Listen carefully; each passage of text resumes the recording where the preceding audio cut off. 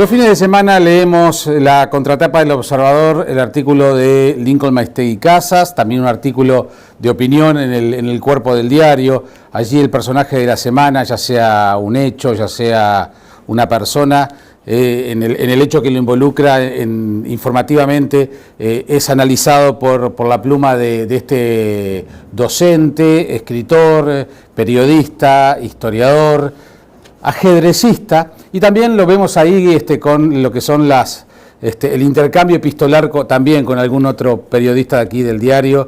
Y honestamente, Lincoln, además de agradecer enormemente que estés aquí, formás parte de una generación de periodistas que prácticamente ya no existe. Riguroso, obsesionado con el dato, con la información, con la calidad al escribir, ¿no? Te agradezco, pero yo no creo que no existan en este momento periodistas jóvenes con muy buenas aptitudes. Te lo digo por otro lado, la formación enciclopédica, esa cosa... Eso ha decaído en este país. Por ese lado era lo mío. Sí, eso ha decaído en este país. Y es una de las cosas, uno de los grandes debes que tiene la sociedad consigo mismo, ¿no? El actual presidente, José Mújica, cuando asumió el poder, dijo educación, educación y educación. Bueno, ¿qué se ha hecho? ¿No? Justamente la columna que se publica el sábado próximo día hace referencia a eso, ¿no? ¿Quién vigila si los niños de los asentamientos van a la escuela? Si les inculcan valores, si de alguna forma les permiten desarrollar una mentalidad que les permita convivir, sin caer en la delincuencia y en fin, lo que estamos viendo que ha pasado con la seguridad nacional, ¿no? Creo que todo eso tiene un fundamento educativo, fundamentalmente. La futura ministra de Desarrollo Social, por ejemplo, dijo que no está de acuerdo y se molestó mucho cuando el Banco de Previsión Social hace 2 años, casi 3, instauró el pedir por lo menos que los niños que reciben asignación familiar vayan a la escuela. Pero claro, bueno, pero eso no está de acuerdo. Sí. Dice que tras yo no estoy de acuerdo con la ministra, ¿no? Sí. Que tras que nacieron pobres todavía les estás pidiendo que vayan a la escuela. Y sí, claro, ¿para qué dejes de ser pobre? Parece una cosa de cajón, ¿no? Si no, estamos en el asistencialismo puro, que desde que hay memoria se sabe que no soluciona los problemas de la sociedad, sino que más bien los agrava. Porque da la idea de que el que trabaja o el que se esfuerza por mejorarse o el que trata de ir para adelante es un banana, ¿no? Y que lo que hay que hacer es esperar que el Estado o X institución te dé lo que necesitas para vivir. Sí. De manera que en ese aspecto yo creo que la ministra se equivocó y feo. Y no, me refería a esa educación enciclopédica porque yo no digo que están bien que todos sean todólogos, pero sí tener una noción del mundo. Y hoy, cuando aparentemente los medios tecnológicos nos han ampliado la facilidad para la información, resulta que vemos que ese conocimiento es menor. Por ejemplo, cuando más acceso a lecturas tenemos a través de Internet y cuando a nosotros capaz que nos costaba mucho comprar un buen diccionario en nuestra juventud, claro, sí. Hay más falta de ortografía que antes. Digo, parece todo un gran sinsentido. Lo que pasa es que hay una caída vertical del sistema educativo, ¿no? Que tiene una incidencia, a mi juicio, fundamental en el quiebre de nuestra sociedad. Los sociólogos de hace 50 años, Arturo Ardao, Solari, hablaban de la sociedad hiperintegrada, ¿no? Es decir, el hijo del obrero, el hijo del abogado, el hijo de un hombre de clase media, el hijo muy rico, iban juntos al fútbol, iban juntos a la escuela pública, se divertían, ¿no? Íbamos a la escuela pública que nos igualaba a todos. La escuela pública, claro, lógico, éramos algo fundamental, ¿no? Por razones que no viene el caso de analizar ahora, una parte de esa sociedad se nos ha caído, y aparecieron los cantegriles, los asentamientos, ¿no? Y esos muchachos que te matan por 50 pesos. ¿Qué tiene que tener un tipo en la cabeza, ¿no? Para hacer una barbaridad así? No tiene que tener ni la sombra de la conciencia de lo que significa convivir. Ve la vida bajo la óptica de la ley de la selva, ¿no? No conoce lo de la diferencia entre la vida y la muerte. Da lo mismo. Claro, ¿no? Pero además, la gente que tiene dos dedos de frente sabe que eso que le hizo él al otro, mañana se lo pueden hacer a él, pero no le importa. ¿No? Al revés, piensa que tiene huevos por hacerlo. Y me pareció una barbaridad, desde luego. Yo creo que este país necesita hoy más que nunca una revolución. Pero no lo que nosotros en los años 60 hablábamos de revolución. Necesita una revolución que termine con los asentamientos, que reunifique la sociedad, que recoja a la gente que se cayó y fue quedando por el camino, y que de alguna manera recomponga esa sociedad a la cual tú te referías. Nuestra cultura no era enciclopédica, era simplemente una cultura, diríamos, de buen nivel, y con un enfoque humanístico que en este momento parece un poco de modé, ¿no? Y a mí me parece fundamental, porque de nada vale, pasamos a otro tema, ¿no? Sí, sí. El conocimiento técnico, ¿no? Si tú no sabes cómo usarlo, si tú no sabes qué valores valores morales tenés que utilizar para usar esos conocimientos técnicos. Sí, el presidente de la República justo hoy en una entrevista con la República insiste en la importancia del valor de lo técnico, ¿no? Y se siente derrotado porque dice que no entendieron cuando él pide la UTU y la Universidad Tecnológica, que él quiere desarrollarla, justamente quizás en contraposición a lo que puede ser una formación más humanística. Como que los tiempos de ahora es imperante el conocimiento técnico frente al humanístico. Siempre lo fue. Lo que pasa es que... Preguntale a Figari. ¿Cómo? Preguntale a Figari, que lo tenía claro. Claro, preguntale a Figari, ¿no? Y leer el libro de Sanguinetti, el doctor Figari, ¿no? Que en ese aspecto es un trabajo de una enjundia absolutamente increíble, ¿no? Pero el aspecto técnico no puede dejar de lado el aspecto humanístico. No puede dejar de lado el valor, los valores en sentido moral del término. No puede dejar de lado aspectos como la belleza, aspectos como, diríamos, la armonía general de la naturaleza, ¿no? Bien, el año pasado fue un año muy prolífico de Lincoln Maistegui, con 2 o 3, por lo menos 3 libros que yo recuerde, ¿no? Sí, Caudillos y Doctores. Caudillos, ¿no? Y Doctores.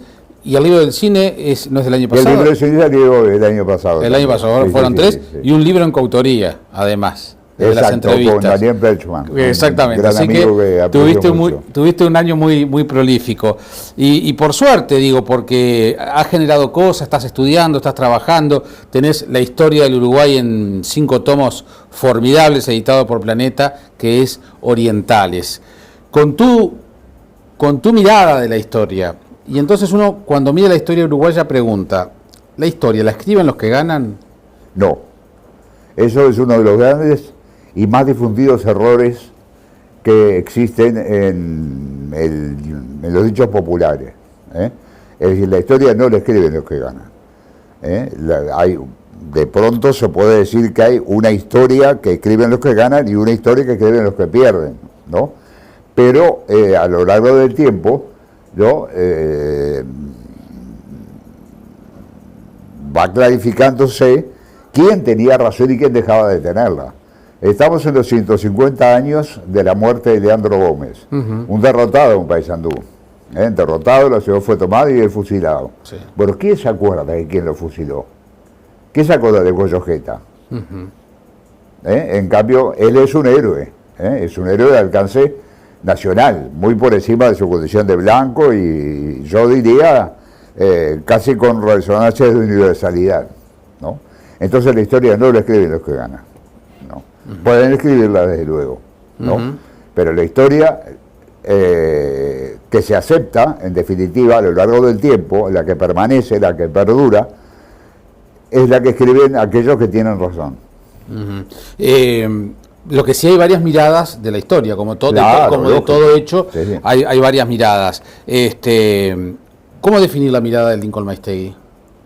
¿La mirada del Lincoln Maistegui sobre la historia del Uruguay?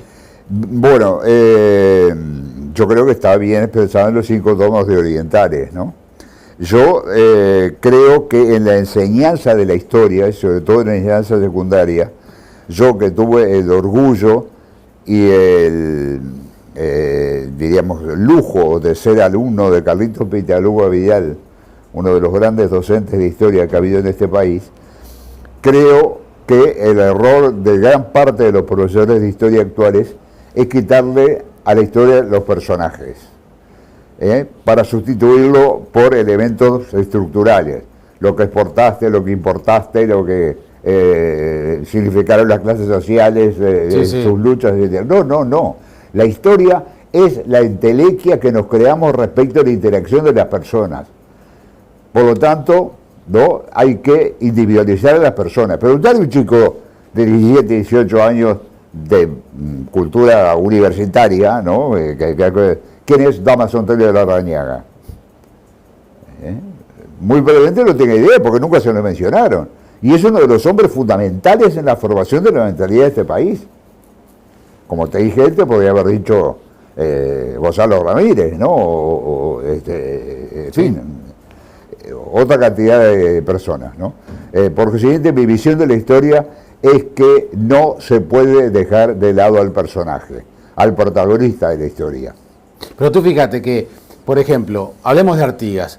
De Artigas, cuando nosotros aprendíamos, no sé cómo sería en tu época, pero a mí me tocó la dictadura, pero también, digamos, más o menos eran los hechos, etcétera, etcétera. Pero cuando comenzaron a estudiar la vida de Artigas, ya ahí vinieron a la persona, al hombre, ya vinieron las diferentes posiciones. Entonces te encontrás con un Artigas visto por Pibel de Goto, otro por Reyes Abadí, otro por Vázquez Franco, otro por Padrón Fabre, otro por ti, Carlos Maggi. Claro. Digo, claro, Caetano y Pepe Hervira. Claro, entonces son tantos Artigas que al final, ¿uno dónde se para? ¿Cuál es el Artigas? ¿Cómo fue Artigas si yo tengo 20 lecturas de lo que fue su vida? Y bueno, hay que tratar de tener criterio para escoger lo que realmente te convence o no te convence. No hay una verdad unívoca, ¿no? Es decir, Artigas fue todo eso. Fue el hombre despótico que hablaba Vázquez Franco. Fue también el demócrata que dijo: mi autoridad emana de vosotros y se cesa ante vuestra presencia soberana, ¿no? Fue el que escribió a Riviera y le dijo: espérenme el día menos pensado en esa, va a ver si llego por ahí, me arreo por delante del gobierno y a tanto malandrín que no hace más que enturbiar los negocios, ¿no? Y es el creador de la idea federal, y de la idea republicana, como una imitación, de alguna manera, o una influencia de los Estados Unidos en estos territorios. Todo eso es verdad. Está en la subjetividad de cada uno aceptar, diríamos, un aspecto u otro. Bueno, hasta los militares lo usaron. Pero claro, ¿Y cómo lo que pasa es que lo usaron y lo deformaron. Es decir, hablar cuando hablo de los militares con mucho respeto, y me estoy refiriendo fundamentalmente a los que encabezaron la dictadura. Sí, a eso me refería yo. Es decir, de los reglamentos del año 15. Y de la preocupación de Artigas porque los indios en sus reservaciones se gobiernen a sí mismos y cuiden de sus derechos como nosotros de los nuestros. Como sea, no olvidemos que ellos tienen el principal derecho, ¿no? Ese Artigas se lo birlaron claro, a la gente, para darle la imagen de un hombre hierático, autoritario, montado en ese caballo imposible, ¿no? de la independencia. Y después vino la vida institucional, donde Artigas renegó Claro, nunca quiso el Uruguay independiente. Eso que Franco tiene toda la razón del mundo, ¿no? Artigas fue siempre argentino.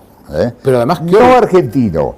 Ahí es una picardía de la presidenta argentina. De Cristina Kirchner. Artigas lo que quería era la unidad del virreinato del Río de la Plata, lo que decía el virreinato del Río de la Plata.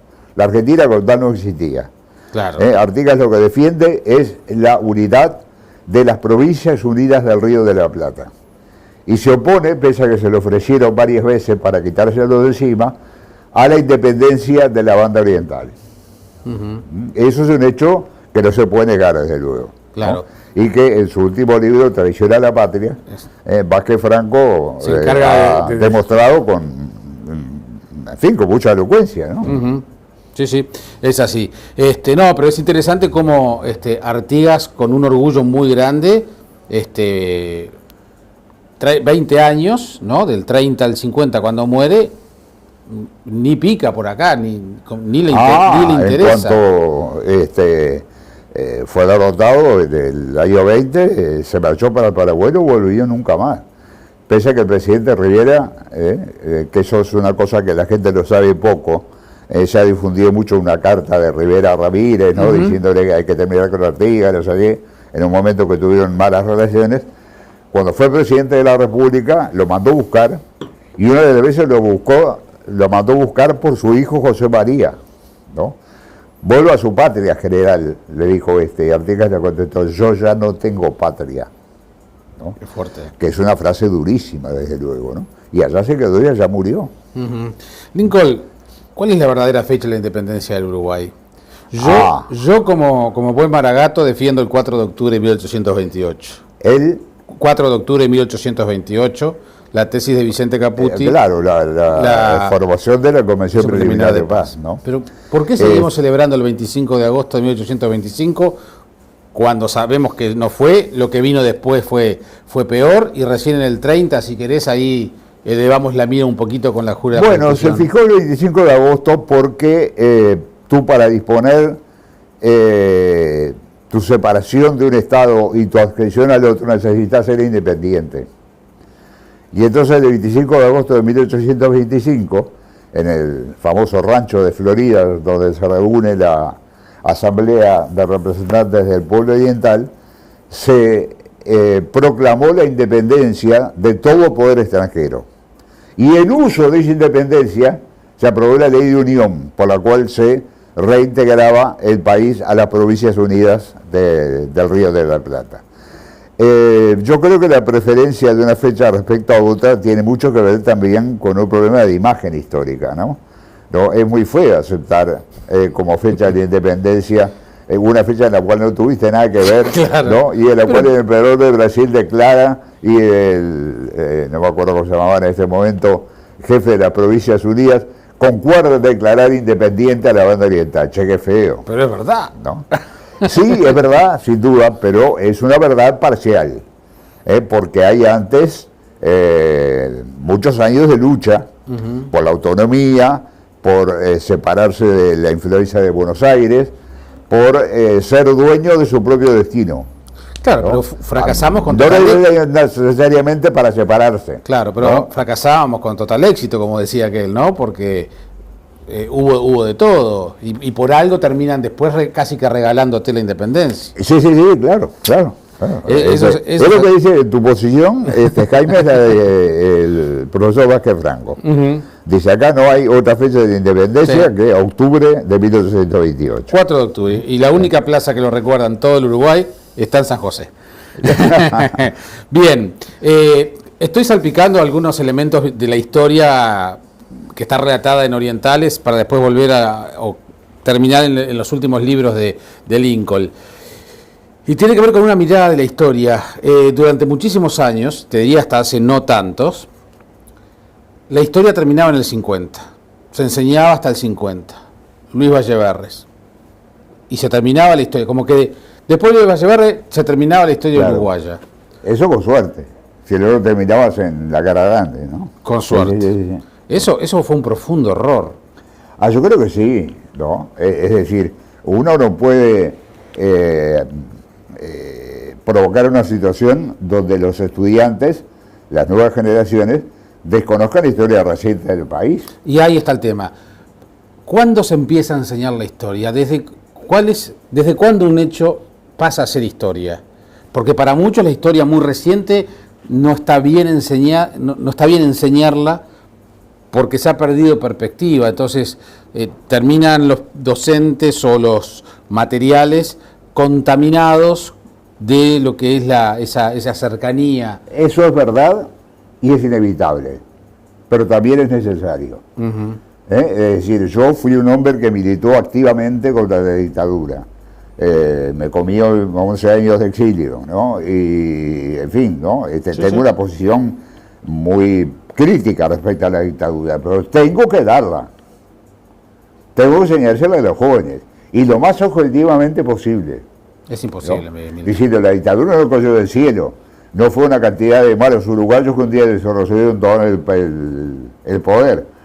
Había habido antes una ruptura de la convivencia, una violencia instaurada por los Tupamaros, un autoritarismo instaurado por Pacheco Areco, etcétera, etcétera, y todo eso determinó un quiebre de la situación democrática y la instauración de la dictadura, que tuvo tales y cuales proyectos, de los cuales consiguió realizar solo una mínima parte, ¿no? Y finalmente se encontró con la resistencia popular y el hecho inédito en la historia universal de una dictadura que pierde un plebiscito constitucional, ¿no? ¿Cómo no le vas a enseñar eso a un estudiante? Obviamente que sí, ¿no? El tema es la lectura, porque tú te encontrás con gente que dice, ya que los mencionaste, el movimiento Tupamaro se alzó contra el sistema democrático, eran unos Robin Hood que le iban a repartir, a robar a los ricos para dar a los pobres, y por otro lado te encontrás con los otros que dicen que no, que en realidad fueron los responsables del deterioro del sistema democrático que desembocó en la dictadura. Yo me adhiero calurosamente a la segunda hipótesis. No hay tal Robin Hood. Primero que Robin Hood no existió, ¿no? Pero en fin, dejemos eso de lado, ¿no? Es decir, la acción de los Tupamaros, más allá de las intenciones que podían ser las mejores del mundo, era hacer una revolución a la cubana. Y ya vemos lo que ha pasado en Cuba, ¿no? Eso, lógicamente, si yo te tiro con balines, me vas a contestar en los mismos términos. Hizo imposible la convivencia democrática y entonces fue deteriorando el sistema largamente y difícilmente construido después de 1904, ¿no? De convivencia y alternancia de los partidos en el poder, hasta terminar en la dictadura, ¿no? O sea que les cabe una responsabilidad fundamental. Algunos de los Tupamaros más lúcidos y intelectualmente más honestos lo han reconocido así. Hubo una generación de políticos brillantes previo a la dictadura y en la reinstitucionalización de la democracia, la reinstitucionalización del país, estaban esos, Wilson Ferreira como líder, no ingresó al Parlamento, pero bueno, estaba Rodríguez Arismendi, estaba Enrique Rodríguez, estaba, bueno, Sanguinetti, había una cantidad, Tarigo, que no había tenido participación anterior, Claro. pero y como que después también esa generación, ya que empezamos hablando de generaciones en este espacio contigo, Lincoln, también ha ido modificándose, ¿no? Y hoy ya los legisladores, el Parlamento, ya no tiene aquel peso específico que tuvo para lo de tu generación. No lo tuvo, no lo tiene evidentemente, y yo no creo que eso tenga nada que ver con el brillo de las personas.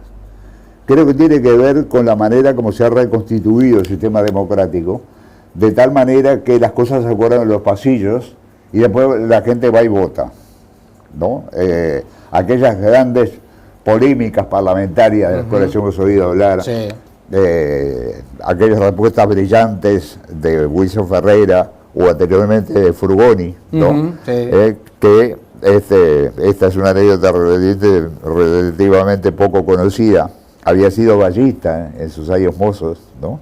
Frugoni. Sí, ¿no? Después fundó el Partido Sí, Socialista de Uruguay a partir de 1910. Y entonces, en determinado momento, estaba defendiendo, los socialistas en aquella época utilizaban una camisa verde para distinguirse de los comunistas. Estaba defendiendo un proyecto del gobierno colorado. Y un legislador blanco le dice, lo que pasa es que el doctor Frugoni tiene camisa verde, pero ropa interior colorada. Y Frugoni se da vuelta y le dice, no sabía que Solomara fuera tan indiscreta, ¿no? Bueno, eso, ¿no? Y la otra famosa anécdota de Frugoni cuando le dice un diputado, el doctor Frugoni da una en el clavo y otra en la herradura. ¿Y usted para qué se mueve? Le dijo Frugoni. No, esas cosas ya no pasan. Diríamos, pequeñas anécdotas parlamentarias no se ven hoy. ¿No? Es decir, yo creo que el Parlamento ha perdido peso en ese sentido, ¿no? Todo el mundo sabe quién es José Mujica, ¿no? Y sabe sus características y le tiene mayor o menor simpatía. Pero preguntarle a la gente en general quiénes son los legisladores de uno y otro partido, y se recordará 2 o 3 así vagamente, ¿viste? Sí, sí, ¿no? sí, es así. Bien, ahí te veíamos en una de las fotos firmando libros del ejemplar de Caudillos, que es el antecedente de este Doctores que salió a fines del año pasado, que tiene además la misma tipografía, el mismo diseño, la tapa. No sé si forma parte de alguna serie que estás pergeneando, pero sí es identificar a esas personas de nuestra historia que han tenido incidencia. Ahí sí, la importancia de las personas. Claro, ahí sí, lógico. A diferencia de lo que decías recién, ahí sí es el brillo de las personas, ya sean caudillos, ya sean doctores, pero que por algún motivo se han destacado. Pero por supuesto que sí, ese es el objetivo.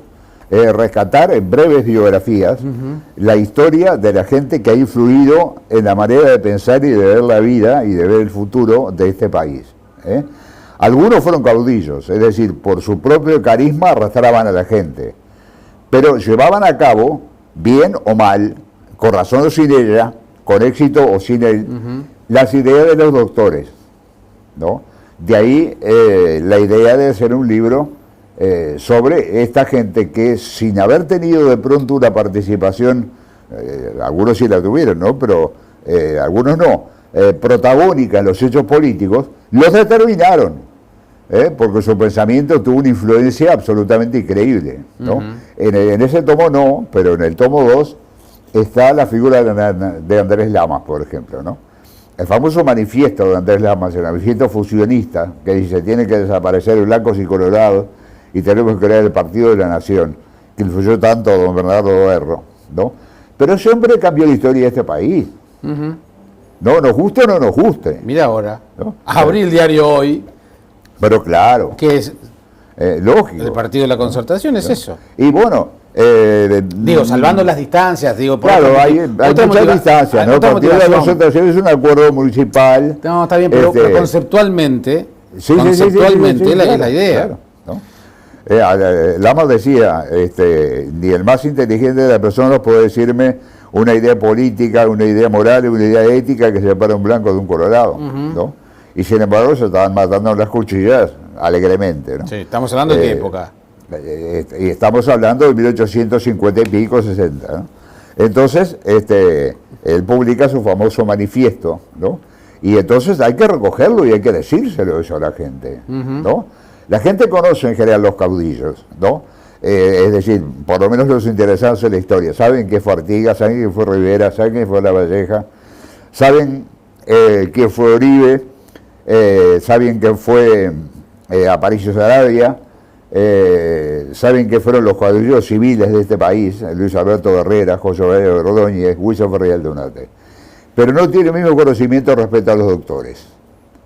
Lo que pasa es que el concepto de doctor, o doctor sin la C, sí, tiene o tuvo alguna carga peyorativa en su momento. La tuvo, efectivamente. O la tiene en la poesía, en cierta poesía o en las payadas. La poesía gauchesca, claro. Sí, hoy es el día del aniversario de la muerte de Wenceslao Varela. Mi abuela recitaba un poema que decía: maldito el fascinador, caudillo o doctor parlero, que nos lleva al entrevero como carne de cañón para saciar su ambición y su apetito rastrero, ¿no? Claro. Ahí tenés un perfecto ejemplo. Por eso, entonces, yo cuando vi este libro, yo dije, bueno, realmente el destacar estas figuras por parte de Lincoln no deja de ser un acto provocador desde el estudio de la historia, porque ya te digo, es más, ahora hablando más de los doctores de medicina, hay un libro de Barrán donde habla del poder de los médicos, claro, en la sociedad. Entonces son otros doctores, pero digo, cómo esos eruditos en determinado momento de la sociedad tenían un peso mucho más allá de su profesión. Pero claro, lógico, acá no se habla de doctores recibidos en la universidad. Por eso digo, era toda una definición. Claro, se trata de gente que tenía una determinada incidencia ideológica, intelectual, sobre la vida política del país. ¿No? Y me parece muy importante recoger algunos de ellos. Cuando la obra esté terminada, cuando haya aparecido el tomo 2, si es que la naturaleza no dispone de otra cosa, ¿no? Habrá gente que diga, pero ¿cómo este hombre no puso fulanito? ¿No? O ¿cómo puso menganito? Bueno, eso es inevitable. Es como cuando hablamos de los caudillos, ¿no? Es decir, no vamos a poder poner todo lo que la gente quiere que aparezcan, ¿no? Pero por lo menos algunos. En general, además, lo que pasa siempre es que los temas se ignoran o las personas se ignoran hasta que viene uno, hace una lista y por omisión se acuerdan. Entonces, claro, exacto. Eso es muy de este país. Sí. Nadie da bolilla, pero si haces una lista y no está el mío, Lincoln esto, claro, la lectura parcial de la historia, ta. Pero antes de estos libros sobre historia, hay un delicioso libro, Lincoln, que es en el cual declarás tu amor por el cine. Exacto. Más que mi amor por el cine, que existe, ¿no? Es un recuerdo adolescencial y juvenil de nuestra principal fuente de placer, ¿no? Porque en el cine ibas a ver la película, desde luego, ¿no? Ibas con tus amigos, ibas con tu novia, aprovechabas que estabas a oscuras para hacer alguna travesura, ¿no? Y desde luego nosotros no podíamos concebir la vida sin el cine, ¿no? Las matinés empezaban a las 1 de la tarde y terminaban a las 9 de la noche, ¿eh? Nos veíamos 4 películas corridas. Sí, ¿no? ¿Y qué películas? ¿Y qué películas? Por supuesto que sí, ¿no? Yo me he alejado un poco del cine contemporáneo, ¿no? Y me refugio mucho en el cine clásico, en William Wyler, en John Ford, en Bergman, en Visconti, en fin, en los grandes directores. ¿Y qué te sigue dando el cine clásico hoy en el siglo XXI? ¿Qué se sigue? ¿Qué te sigue dando a ti? ¿Por qué estás refugiado allí en el cine clásico todavía? Y te sentís alejado del cine actual. ¿Qué hoy, tantos años después, por qué seguir viendo cine clásico? ¿Qué te da? Mirá, fundamentalmente me permite evocar la juventud, que debe ser una de las cosas más dolorosas y al mismo tiempo más satisfactorias que el hombre puede tener cuando es un viejo de 72 años como soy yo, ¿no? Es decir, al ver esas películas no solo uno, como cuando relee un libro, revive, o cuando escucha por enésima vez una sinfonía de Mozart, ¿no? O una pieza clásica, ¿no? Revive los momentos en que esa obra lo impactó, y de alguna forma le cambió la vida, ¿no? Entonces, viendo cine clásico, yo vuelvo en mis delirios, en mis sueños, ¿no? A mis 16, 17 años. Es una de las razones. Está muy bien. Hay otro libro que tiene ya unos cuantos años, que fue editado por El Observador, el que tiene tu pipa en la portada. Ah, sí, de madera noble. De madera noble, exactamente, que fue editado aquí por El Observador, donde hay una serie de artículos, y allí recuerdo un artículo precioso sobre Amalia de la Vega. Ah, bueno, Amalia de la Vega, a mi juicio, ha sido la persona que mejor ha cantado en este país, por encima de géneros. Bueno, mi pregunta... decir, no solamente como cantante criolla que fue, sino como cantante en general. Y no quiero ser pedante, no está en mí serlo, pero yo de voces entiendo bastante, y de canto entiendo bastante, ¿no? Y yo te aseguro que aquí no ha habido una cantante con la calidad vocal y la depuradísima técnica de Amalia de la Vega. ¿No? Fue fecha de ella hace unos días, y yo el otro día justamente lo recordaba en las redes sociales, y allí se armó una especie de mini polémica en las redes, porque claro, muy poca gente recuerda hoy a Amalia de la Vega, muy poca gente recuerda a Santiago Chalar, y entonces es hasta dónde realmente el establishment cultural de chacras, a veces artísticas o ideológicas, terminan ubicando determinados gustos. Claro, y por eso hoy no hablamos de Amalia de la Vega, el problema es Hóndor, que no edita los discos de Amalia de la Vega. No hay discos. Pero no hay un tema político. Compactos de Amalia de la Vega. Solo dos. Solo dos hay. O uno. Yo, si existe, no lo conozco. ¿Viste? Sí. Todos los que yo tengo son divididos. Sí. Y los consigo en lugares perdidos. ¿Viste? ¿No? Pero hay un establishment cultural vinculado a la izquierda que hace que hoy no se hable de Santiago Chalar, que hoy no se hable de Amalia de la Vega. Yo creo que no. Digo, sería muy triste que fuera así, ¿no? Tengo la impresión de que no. De que simplemente se ha perdido un poco el gusto por la melodía, por el canto un poco a la antigua, ¿no? Y Amalia, que fue una perfecta expresión, o con Carlitos Paravís, un gran amigo mío, ¿no? Que fue también un espléndido artista, expresan esa manera de ver la música que algunos muchachos, diríamos, alienados un poco por el ruido y el barullo y la percusión, parecen haber olvidado. Yo creo que es un terreno al cual hay que volver.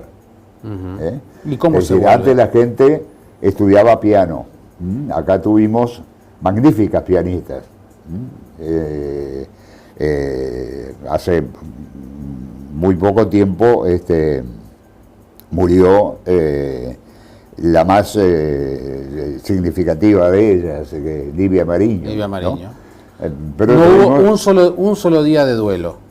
¿Cómo? No hubo un solo día de duelo nacional, ni medio día de duelo nacional. Aprovecho para contarte una anécdota de Livia Mariño. De esto ahora unos 15 años, ¿no? Ella vivía en Estados Unidos hace tiempo, ¿no? Y la premiaron por un disco que sacó con el concierto para la mano izquierda de Ravel, ¿no? Entonces, quien estaba a cargo de la sección en ese momento, Alejandro Espina, me dijo, llámala por teléfono, ¿no?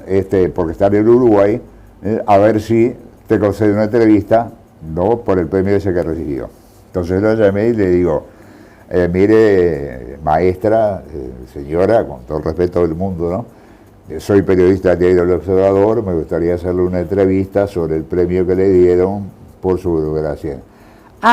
Me dice, después de 30 años que vengo tocando ese concierto, que lo he tocado por todo el mundo, nadie se acordó de mí, y ahora porque los gringos me dan un premio de Morondanga, venís a pedirme una entrevista, ¿sabes una cosa? No te la doy nada, ¿no? Esa fue mi última conversación con Livia Mariño, ¿viste? ¿No? Pero bien, tenía razón. Viste haber tenido Victoria Schenini, ¿no? Dinora Barce, que murió en Alemania, también, que sabía. Dinora Barce. Dinora Barce, claro, ¿no? La gente estudiaba violín, estudiaba guitarra. Acá tenemos el mejor guitarrista del mundo, ¿no? ¿Cómo se llama? Carlevaro. Abel Carlevaro, ¿no? Hay festival Abel Carlevaro en Alemania, ¿no? Y acá no. ¿No? Acá no. Acá no. Pero no me preocupa tanto eso. Me preocupa que los muchachos ahora escuchan tamboriles, escuchan música a unos niveles peligrosos para su salud, la audición, ¿no? Y han perdido ese sentido de la música como vehículo que te lleva a una esfera distinta, más bella, más armónica, es decir, de que hablaba Platón. Pero, por ejemplo, Raquel Goldorini desde hace 11 años un festival internacional de piano y ha estado mendigando apoyos oficiales por todos lados.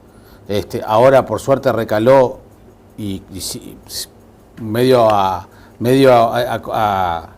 contraopinión por parte de la Intendencia en el Teatro Solís. Pero ella solventa y banca todo un festival que trae gente del exterior para tocar piano. Si no fuera por la iniciativa personal, el esfuerzo personal de Raquel nos perdíamos de tener a los mejores pianistas, por lo menos de la región. Claro, lógico, sí. Es lamentable que eso forme parte de la caída general cultural de este país. Que de ser un país que se destacaba en el mundo por el altísimo nivel de su cultura, hemos pasado a ser, diríamos, del montón de abajo.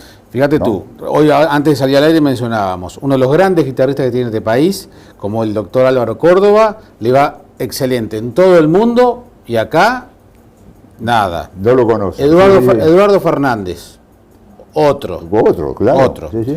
Luis Di Matteo, bandoneonista, toca en toda Europa. Claro. Marino Rivero, que se murió hace Marino poco, ¿no? se murió. Era el mejor guitarrista del mundo. Creo que el único que escribió una nota sobre la muerte de Marino Rivero fui yo, el Observador. Bien, y Marino Rivero, un par de meses antes, había estado en mi programa de radio reclamando que no lo llamaban del Solís. Yo hice gestiones ante el director del Solís para que lo convocaran y no lo convocaron. Ajá. El Ciruja Montero. Sí, gran amigo. ¿No tiene lugar o espacio en alguna de las óperas del Solís o del Sodre? Un tipo que cantó, que fue planta estable del Liceu de Barcelona. Sí, claro. No sé, por decirte algunos. Claro, sí. Pues ¿Y cuál es el problema? Multiplicar los ejemplos, ¿no? Es que como eso no rinde económicamente, parece que a las instituciones del gobierno no les interesa promover ese tipo de... Pero se están trayendo voces de Argentina, de Chile, para las óperas tan exitosas que está haciendo el Sodre. ¿A vos te parece que el Ciruja Montero no tiene un lugar allí? Pero claro que lo tiene. Y aquí quiero deslindar completamente mi calidad de amigo personal, íntimo amigo de Ciruja Montero, que me acaba de prestar una serie de ensayos de su abuelo, ¿no? Se me va el nombre en este momento, ¿no? De el juicio que me merece como artista. Claro. ¿No? Es una artista de primera, por supuesto que tiene lugar. A mí ese tema de la falta de reconocimiento es un problema que este país es muy mezquino. No, claro que sí. Se ha convertido en un país muy mezquino, ¿no? En el devenir del tiempo, ¿no? Así que bueno. Montero Bustamante. Exactamente, del Ciruja, exactamente. Bien. Bueno, el libro Doctores está en las librerías, están los 5 tomos de Orientales, desde que nacimos desde el nacimiento mismo de la patria hasta la actualidad. Sí, concretamente hasta la victoria del doctor Tabaré Vázquez. Exactamente. Y después está el libro Caudillos también, está el libro del cine. Falta la historia de Nacional escrita por Lincoln Maistegui. ¿Falta? La historia de Nacional. La tenemos en el debe. Un libro que editó Nacional sobre el Parque Central, ¿no? Y la historia del Parque Central. Muy breve, muy pequeño, pero algunos datos hay. Bueno, así, ¿estás contento con Nacional? Obviamente que sí. ¿No? Obviamente que sí. Aunque la alegría va por barrios. Vamos a aprovechar el cuarto de hora que nos toca, ¿no? Sí, pero claro que sí. Que es como la vida, ¿viste? Hay que aprovecharla mientras existe, ¿no? Lincoln, ha sido un gusto recibirte. En la medida que te leemos todas las semanas en El Observador, nos gustaría tenerte seguido aquí en El Observador TV. Muchísimas gracias. Aprovecho para señalarte que hace un año y pico grabé un disco con canciones viejas, bien acompañado, ¿no? Con Juan Rodríguez en el violonchelo, piano, Daniel Petruccelli, que hizo los arreglos, con canciones antiguas, lo titulé De Otro Tiempo, canciones que cantaba mi abuela, ¿no? Que recuerdo de mis tíos y de mis mayores, ¿no?